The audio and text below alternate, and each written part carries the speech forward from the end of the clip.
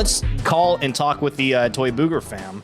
Boss, listen, we talked last night, but do we just call you Toy, or do you go by like an actual name here? Hey, thanks for having me on. So my name is Doug, and but yeah, it's kind of funny because everyone's just like, hey, Toy, hey, Boogers. Bro, listen, Doug, it's like the 21 Jump Street or whatever with Jonah Hill. Yo, we love Doug. This is great. All right. Which one of you is Doug? My name is Jack. Let's talk a little bit about kind of your drop, everything about it, and kind of, I guess, like how you got started within the NFT space. Toy Boogers is a 3,333 piece collection, 100% hand drawn. And so that's what's really unique and different. I drew every single one of these ones. They're cartoon characters. They look like Adventure Time. Yeah, we got the website up right here. Oh, cool. Well, one of my questions is because it reminds me of like the days back in art class. I don't know if you can think way back to when you were in high school and you know, you sit down, at least where I was, we had huge long tables and everyone kind of like sat with their friends and, you know, everyone kind of criticized, critiqued, yada, yada, different things. And I think that, you know, if you have this kind of style now, I'd want to assume that, you know, you had something kind of similar back in the day. So were you somebody that did great in art class? Were they like, yo, this is trash? Like, do you remember your experience back then? I've always done art like my whole life, painting, drawing, doodling, and I've tried to do tons of stuff from literally like silk screening to etching to pottery to painting, surrealism and this and that. But the doodling, just like these funny characters, the funny faces, the goofy stuff always was my strong point. And it would get the most reactions and the most like laughs and smiles from me and from my friends. There's about 100 different heads, cartoon heads. So everything from donut heads to pig hats to cat hats to apes to monsters. And there's about 50 different bodies. And then there's all these different toys that they can be holding. And so I wanted to show people like, all right, this is the variety.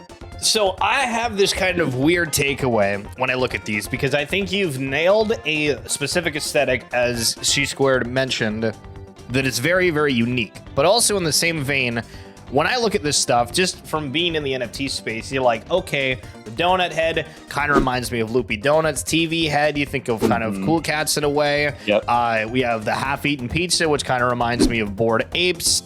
It's funny that there's so many different kind of reminders that you have within the space. And at least for me, I think that it adds to kind of the value depending on what, you know, your NFT is. So anything with the kind of like the Japanese headband, because I have that on my ape, I'm like, I always usually think, hey, like that's cool within it. Or, you know, for like the suits, when we had the Bored Apes got all dressed up for Christie's, you kind of have that aspect with it too. How much of this stuff do you, like over the past 6 months with creating this, did you kind of take inspiration from it, other projects, or were you kind of just like straight through, like I'm just kind of like designing stuff with whatever I think's good? I just wanted to bring a bunch of stuff that I liked in general. So like when I started this project officially as an NFT project, like right after I got my Bored Ape. So I had like this, there wasn't too many, I mean, there was a lot of collections out already, but I just started writing a list. It was like, all right, I have to have apes, of course. There's going to be zombies. There's going to be this. There's going to be that. As the scene started to develop, it was like, all right, cool cats dropped. I have to have a blue cat. And then, you know, it's like with each new thing that came out, because these took me forever to draw just the assets on pen and paper. I was drawing, and then like Oni Force came out. I was like, all right, I got to definitely add an Oni into there. So there's a really cool Oni head.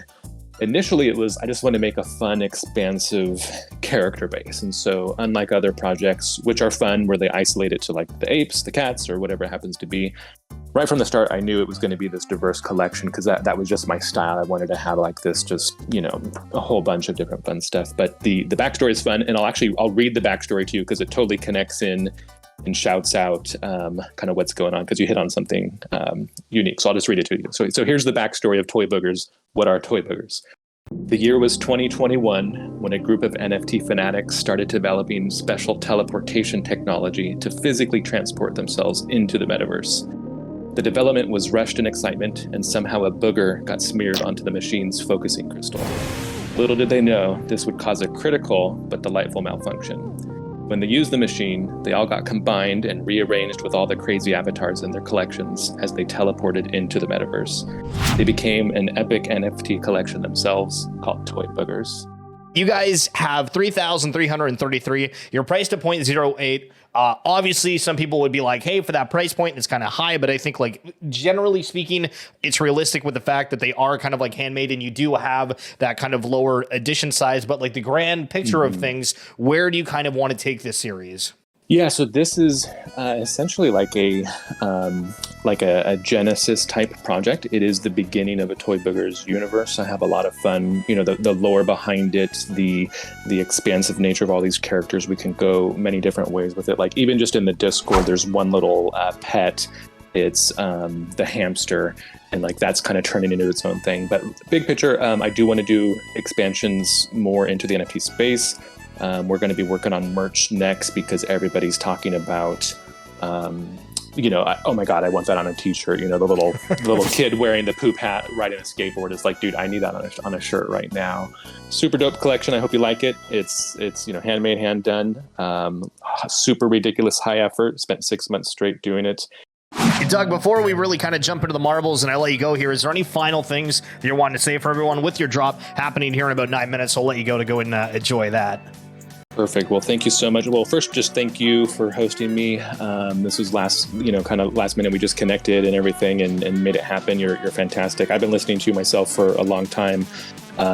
Since watching you do some, you know, mint the apes, and just been jumping in. I played some of those marble games. I haven't won yet, but one of these days I'm going to. So, and then in terms of the drop, yeah, we're like 8 minutes away. Public drop is toyboogers.io. Connect your MetaMask and wish to have you in the community. Thank you so much. Yo, hell yeah, Doug. All right, enjoy your day, boss. We'll chat with you super soon. I'll send you that winner, and yo, it's gonna be exciting. Can't wait to see what you do. All right, enjoy, boss. We'll chat soon. Cool. Bye-bye. Yo, sheesh. What a vibe. Listen, coming through, rocking and rolling. It's a vibe. You know what I mean? It's a vibe.